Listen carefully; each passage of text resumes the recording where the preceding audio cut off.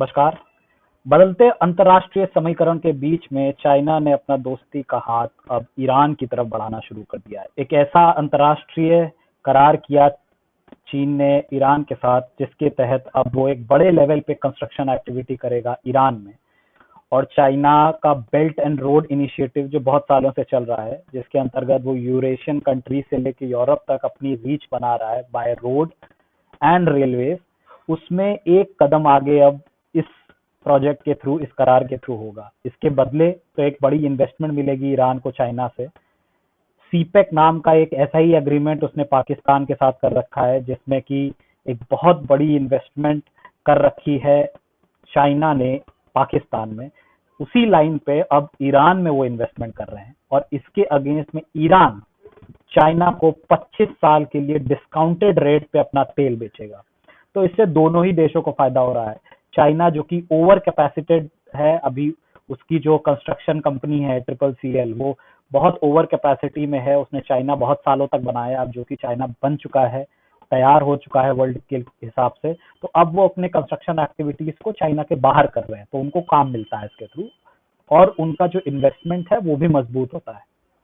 उसके अगेंस्ट में ईरान के फायदे ये हैं कि उसको एक बहुत बड़ा इन्वेस्टमेंट मिल रहा है हाथ में और उसका तेल बिक रहा है, क्योंकि बहुत सारे सैंक्शन से पीड़ित है ईरान इस समय। यूएस ने 2019 में अपना सैंक्शन वेव ऑफ किया था और उसके बाद से, वो सैंक्शन लगने के बाद से, 2019 मई में इंडिया का जो इंपोर्ट है वो ईरान में एकदम से घट गया था। जो इंडिया ईरान से 23 मिलियन टन तेल लेता था, 23 मिलियन गैलन तेल लेता था, वो घट के 1.73 मिलियन गैलन हो गया था। उसके अगेंस्ट में उसी टाइम में चाइना ने अपना इंपोर्ट ईरान से जारी रखा। यानी यूएस कितने भी सैंक्शन ईरान पे लगाए, वो चाइना को रोक नहीं पाया उससे तेल खरीदने में। अब इसमें कई पॉइंट्स हैं, क्योंकि एक मल्टीपोलर वर्ल्ड अब बनती दिख रही है, जहां पे जो स्ट्रॉन्ग होल्ड्स हैं वो पहले की तरह बाइपोलर वर्ल्ड में जैसे यूएस और रशिया होते थे वैसे अब नहीं रहेंगे। अब इस मल्टीपोलर वर्ल्ड में चाइना एक बहुत स्ट्रॉन्ग प्लेयर है, रशिया के साथ मिलकर के वो खेल खेलता है, यूएस एक पोल पे खड़ा है और उसके बाद मिडिल ईस्टर्न कंट्रीज भी बहुत तेजी से ग्रैप अप कर रही हैं। और ये सब अब धीरे धीरे अलग होकर के मल्टीपोलर वर्ल्ड की तरफ हम लोग फिर से मूव कर रहे हैं। कई सालों से एक्चुअली मूव कर रहे थे और यही कंसोलिडेट हो रहा है।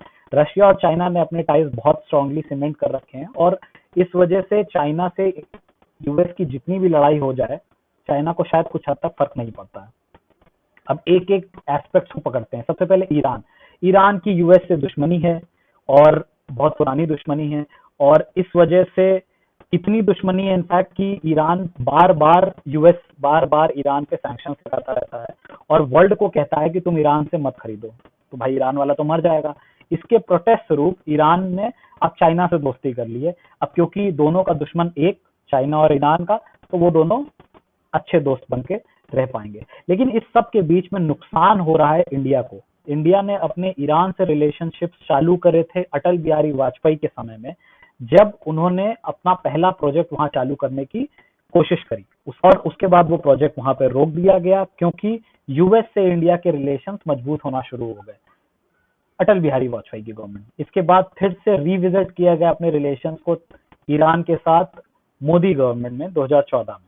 उसके बाद मोदी जी ने वहां पे एक विजिट भी करी तेहरान जाकर के, और वहां से फिर एक बहुत मेजर प्रोजेक्ट शुरू हुआ हमारा चाबहार पोर्ट जो ईरान में है, उसमें इंडिया का दखल शुरू हुआ और वो वहां का एक पोर्शन इंडिया कंस्ट्रक्ट करने लगा।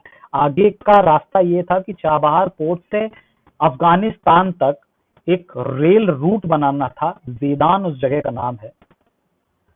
तो चाबहार से जो ये रेल रूट था ज़ेदान तक, इसको कंस्ट्रक्ट करना भी इंडिया का काम था और चाबहार पोर्ट का एक पोर्शन भी कंस्ट्रक्ट इंडिया कर रहा था।